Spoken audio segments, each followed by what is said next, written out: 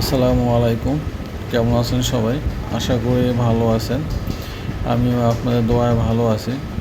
আজকে দেখাবো বাগেরহাটের একটা ঐতিহাসিক স্থান। এর নাম হচ্ছে চন্দ্রমহল। এরও ছোট্ট একটা ইতিহাস আছে, যেটা আমি এখনও পুরোপুরি শুনিনি। শুনলে ওইটার উপরে আমি আরেকটা ভিডিও করব। এটার ভিতর কি কি আছে ওইটা আপনাদের আজকে দেখাবো ঘুরে ঘুরে।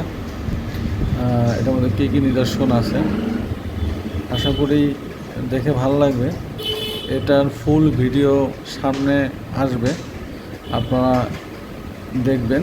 একটু অপেক্ষা করেন, আমাদের এটা ফুল একটা ভিডিও আসবে, ওখানে সব উল্লেখ করে দেব কি আছে কি নেই, ডিটেলস বিস্তারিত। আজকে এ পর্যন্তই। ভালো থাকবেন সবাই। আল্লাহ হাফেজ।